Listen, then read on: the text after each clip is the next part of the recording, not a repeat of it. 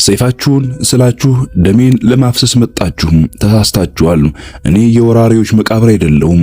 እኔ ወራሪዎችን የመበላ የመፈጭና የሞት ታላቅ ማቅለጫ ነኝ። ስሜ ኢራን ነው። ማንነቴ ግን በሺህ ዓመታት የደም ቅባት የታጠፈ ፐርሺያ። ዓለም ዛሬ በፖለቲካ ጭንብል ውስጥ ሆኜ በጦርነት ነጋሪት ብታውቀኝም እኔ ግን ጥንትም የፈጣሪ የልብ ትርታ የነበርኩ ምድር ነኝ። መጽሐፍ ቅዱስን ገልጣችሁ ስሜን ፈልጉት። በእግዚአብሔር የተቀባው ተብሎ የተጠራው ንጉሥ የኔ ልጅ ነው። ነቢያት በቤተ መንግሥት ያድገዋል። የዓለም አዳኝ ኢየሱስ ክርስቶስ ሲወለድ የመጀመሪያውን ስጦታ ለማቅረብ ኮከብ ቆጥሮ የወጣው የኔው ብልህ ሕዝብ ነው። እነሆ ታላቁ እስክንድር ሊያጠፋኝ መጥቶ በባህሌ ተንበረከከ። ሞንጎሎች ሊቀብሩኝ መጥተው በቅድሚያ ረገፉ። አረቦች ሊውጡኝ መጥተው የኔን ቢሮክራሲ ተውሰው ተመለሱ። ዛሬም በፖለቲካው ማዕበል ውስጥ ቆሜ ዓለምን እገዳደራለሁ። ባህሌ መርዘኛ ጣፋጭ ነው። አንዴ ከቀመሳችሁት ማንነታችሁን ትረሳላችሁ። ስለ ልቦናዬ እንደ ፐርሺያ ምንጣፍ የተወሳሰበ፣ ፖለቲካዬ እንደ ቼዝ ጨዋታ የረቀቀ ነው። በኔ ላይ የተነሱ ባቢሎን አመድ ሆናለች። ታላቋ ሮም ፈራርሳለች። አሶር ታሪኩን አቀርታለች። ነገር ግን በምድር ላይ አንድ አገር አለች። የዓለምን ኃያላን ሁሉ ሊያጠፏት በሰይፏ ዘምተው፣ እሷ ግን ጠላቶቿን በባህሏ ያቀለጠች፣ ወራሪዎቿን የዋጠች ሚስጥራዊት ምድር፣ ታላቁ እስክንድርን ያስበረከከች፣ አስፈሪዎቹ ሞንጎሎችን የገራች፣ ዛሬ ደግሞ የዓለም ፖለቲካ የልብ ትርታ የሆነች። እነሆ እርሷ ማናት ካላችሁ እኔ ኢራን ወይም ታላቋ ፐርሺያ እላችኋለሁ። በመላው ዓለም የምትገኙ ውድ አድማጭና ተከታታዮቼ ኢራን የትላንቷ ፐርሺያ ማናት? ከጥንት እስከ ዛሬ ያልተሰሙ ታሪኮቿንና ድንቅ የሆኑ ማንነቶቿን ይዤላችሁ ቀርቤያለሁ። አብራችሁን ቆዩ። ላይክ በማድረግ ፕሮግራማችን ጀምሩ። እኔ የታሪክ መዝገብ ያልቻለኝ፣ የዘመናት ማዕበል ያልደፈረኝ፣ የወራሪዎችን ሰይፍ በግጥምና በጥበብ የሰበርኩ ታላቋ ምድር ነኝ። ስሜን በካርታ ላይ ኢራን ብላችሁ ታነቡታላችሁ። ነፍሴ ግን ፐርሺያ ብላችሁ ጥሯትም። 6000 ዓመታት በፊት ዓለም ገና በጨለማው ስዳክር እኔ በጀሮፍት ወንዞች ዳር የስልጣኔን ፊደል እየቀረስኩ ነበርም። ዛሬ ስለኔ የምታውቁት ሁሉ እንድትረሱ ፈልጋለሁ። እኔ ዜና ማሳረጊያ ወይም የጦርነት ወሬ ብቻ አይደለሁም። እኔ እግዚአብሔር በታሪክ ሰሌዳ ላይ ስሜን የጻፈኝ፣ ነቢያት በቤተ መንግሥቴ ያደጉልኝ፣ የሰው ልጆች የፖለቲካ ጥበብን የተማሩበት ታላቅ መጽሐፍ ነኝ። መሬቴን ተመልከቱ። ከካስፒያን ባህር ለምለም ዳርቻ እስከ ፋርስ ባህረ ሰላጤ ሞቃት አሸዋም እኔ ተቃርኖች ገነት ነኝ። 1.6 ሚሊዮን ስኩዌር ኪሎ ሜትር ስፋት ያለኝ ግዙፍ አዳራሽ፣ ከተሞች እንደ ኢስፋን የዓለም ግማሽ የተባሉ፣ እንደ ሽራዚ ግጥምና የወይን መገኛ የሆኑ ጠጋ ብላችሁ ብትጠይቋቸው እያንዳንዳቸው የሺህ ዓመትን ታሪክ ይተነፍሱላችኋል። ግን ምስጢር የሚጀምረው ከመሬት በታች ነው። ጄፍሮት በ2001 ዓ.ም ጎርፍ መሬትን ሲገፋው ዓለም ደነገጠች። ከሜሶፖጣሚያ የቀደመ እጅግ የረቀቀ ስልጣኔ ከመቃብር ወጣ። የሰው ልጅ ለመጀመሪያ ጊዜ የንግድ ስምምነት የፈረመው፣ የድንጋይ ላይ ጥበብን ያረቀቀው በእኔ ማኅፀን ውስጥ ነበረ። እኔ የስልጣኔ እናት ነኝ። የፖለቲካ ፍልስፍና የጀመረው በጉልበት ሳይሆን በፍትህ ነው። በ550 ዓመት አረም ልጅ ቂሮስ ሲነሳ ዓለም አዲስ ንጉሥ አላገኘችም፣ አዲስ ተስፋ እንጂ። መጽሐፍ ቅዱስን ግለጡት።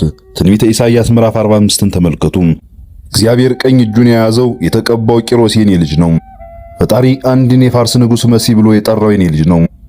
ለምን? ምክንያቱም ቂሮስ የሰው ልጅን ነጻነት ያወጀ የመጀመሪያው ንጉሥ ስለነበር ነው። እነሆ ባቢሎን ስትወድቅ እኔ እስራኤላውያንን አላሳደድኩም። ይልቁንም ወደ ኢየሩሳሌም እንዲመለሱ ቤተ መቅደሳቸውን እንዲገነቡ ካዝናዬን ከፈትኩም። የቂሮስ ሲሊንደር ዛሬም በብሪቲሽ ሙዚየም አለ። የሰው ልጅ የመጀመሪያው የሰብአዊ መብት ድንጋጌ የኔ ፖለቲካ የተገነባበት በሃይማኖት መቻቻል ብቻ ስለነበረ ነው። እነሆ የኔ ቤተ መንግሥት የነቢያት መናኛ ነበረ። ቆንጆዋን አስቴርን አስታውሱም። የመጽሐፍ ቅዱሷ መጽሐፍ አስቴር፣ እርሷን አስታውሳችኋት? በሱሳ ቤተ መንግሥት ውስጥ በሞትና በሕይወት መካከል ሆና ሕዝቧን የታደገችው ጀግና። ዛሬም መቃብሯ በሐማዳን ከተማ አለ። እኔ የአይሁድና የክርስቲያን ታሪክ ጠባቂ ነኝ እንጂ አፍራሽ አይደለሁም። ነቢዩ ዳንኤልን ታውቁታላችሁ? በአንበሶች ጉድጓድ ውስጥ የተጣለው በኔ ምድር ላይ ነው። የኔ ነገሥታት ለዳንኤል ጥበብ ተንበረከኩም። ዳንኤል ዛሬም በኔ ምድር ተኝቷል። ሰብአ ሰገል ያንን ታላቅ ኮከብ አይተው ለኢየሱስ ክርስቶስ ወርቅና ዕጣንን ከርቤንም ጭምር ይዘው የሄዱት የኔ ማጂዎች የተባሉት የጥበብ ሰዎች ነበሩ።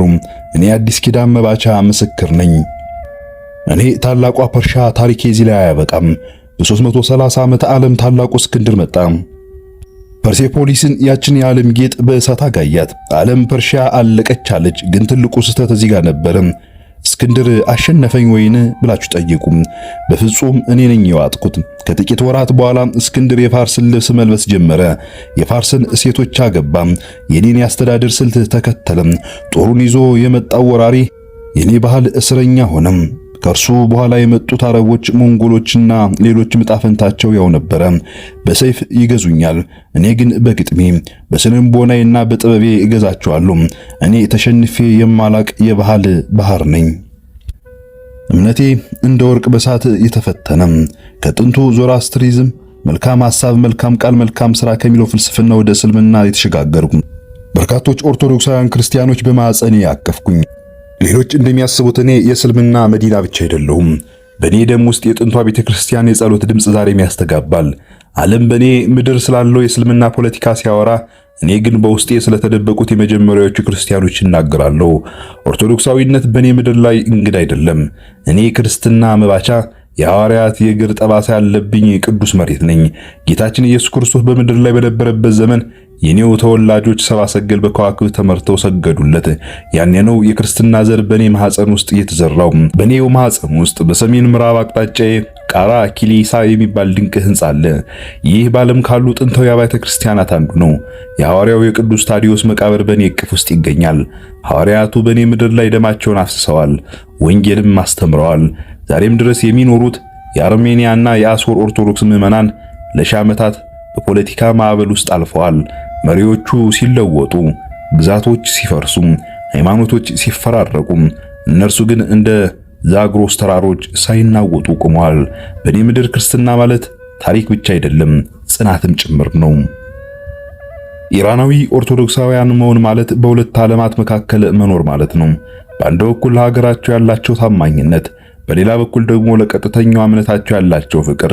ምንም እንኳን ቁጥራቸው ከ90 ሚሊዮን ሕዝብ አንጻር ጥቂት ቢመስልም መንፈሳዊ ክብራቸው ግን ግዙፍ ነው። በኢራን ፓርላማ ውስጥ የራሳቸውን በር አላቸው። በጦርነት ጊዜ ለሀገራቸው ደማቸውን አፍስሰዋል። ፖለቲካው ቢከብድም ማህበራዊ ጫናው ቢበረታም ቤተክርስቲያናቸውን ግን ዛሬም የዕጣን መዓዛ ይተነፍሳሉ። እኔ ፋርስ ነኝ። በውስጤ መስጊድና ቤተክርስቲያን ጎን ለጎን ያቆምኩ፣ የመጽሐፍ ቅዱስ ነቢያትና የቁርአን ትምህርቶች የተገናኙባት ምስጢራዊ ምድር። የኦርቶዶክሳውያን ጽናት የኔ የማይበገር ማንነቴ አንድ አካል ነው። እርሱ ካለፉት ሐዋርያት የተረከኩት የብርሃን ችቦ በፖለቲካው ጨለማ ውስጥ ሳይጠፋ ይዘውት ተጉዘዋል። እነሆ ዛሬም ቆሜያለሁ። ዓለም ፊቷን አዙራብኝ፣ ወዳጅና ጠላት ተለይተውኝ፣ በታሪክ መድረክ ላይ ብቻዬን እንደቆመ ግዙፍ ተዋናይ። ዛሬ ስለኔ የሚወራው ወሬ ሁሉ በማዕቀፍ በማስፈጸሚያና በማስጠንቀቂያ ቃላት የታጨቀ ነው። አዎ ዛሬ ስሜ ሲነሳ የሰላም ዜማ ሳይሆን የጦርነት ነጋሪት ይሰማል። ዓለም ብቸኛ አድርጋኛለች። ነገር ግን ብቸኝነት ለኔ አዲስ አይደለም። ለሺህ ዓመታት የቆምኩ በራሴ ክንድ እንጂ በሌሎች ትከሻ አይደለም። ዛሬ በኒውክሌር እቶን ውስጥ ሁኜ ፖለቲካውን እንደ እሳት እየለበለበኝ፣ እኔ ግን ያቸው የማይበገር ፐርሻ ነኝ። ፖለቲካው ዛሬ ለኔ እሳት ነው። ምዕራቡ ዓለም በኒውክሌር ፕሮግራሜ ስም እጆችን ሊያስር ይፈልጋል። አሜሪካና እስራኤል እንደ ጥላዬ ተከትለውኛል። ለነርሱ እኔ ስጋት ነኝ። ለኔ ግን የኒውክሌር ጉዳይ የመብትና የሉዓላዊነት ምልክት ነው። በኢየሩሳሌምና በዋሽንግተን የሚሰሙት ዛቻዎች በኔ ሰማይ ስር እንደ ደመና ይንዣበባሉ። ጦርነት የሚለው ቃል በየቀኑ በጆሮዬ ቢጮም፣ እኔ ግን ለዘመናት የጦርነት ገጽታ አይቻለሁ። እስራኤልና እኔ በክልሉ የኃይል ሚዛን ላይ እንደ ሁለት የቼዝ ተጫዋቾች ተፋጠናል። የጨዋታ ግን ድንጋይ ሳይሆን የሰው ልጅን ሕይወት የሚበላ ነውና ጥበብን ይጠይቃል። ግን ከፖለቲካ በላይ የሚሰማኝ ሌላ ህመም አለ። የልጆች ድካም፣ የኢኮኖሚ ውድቀት እንደ ሰንሰለት እግሮቻቸውን አስሯቸዋል። የፋርስ ሪያል ዋጋው ቢረክስም የልጆች ክብር ግን ዛሬም እንደ አልማዝ የጠነከረ ነው። እናቶች ወደ ገበያ ሲወጡ፣ አባቶች ለነገ ሲጨነቁ፣ እኔ ታላቋ ምድር አዝናለሁ። ማዕቀቡ መሪዎችን ሳይሆን ሕዝቤን እያደከመው ነው። ሺህ ዓመታት የገነባው ስልጣኔ በዳቦ ዋጋ ሲፈተን ማየት ያማል። ነገር ግን የኔ ሕዝብ ልዩ ነው።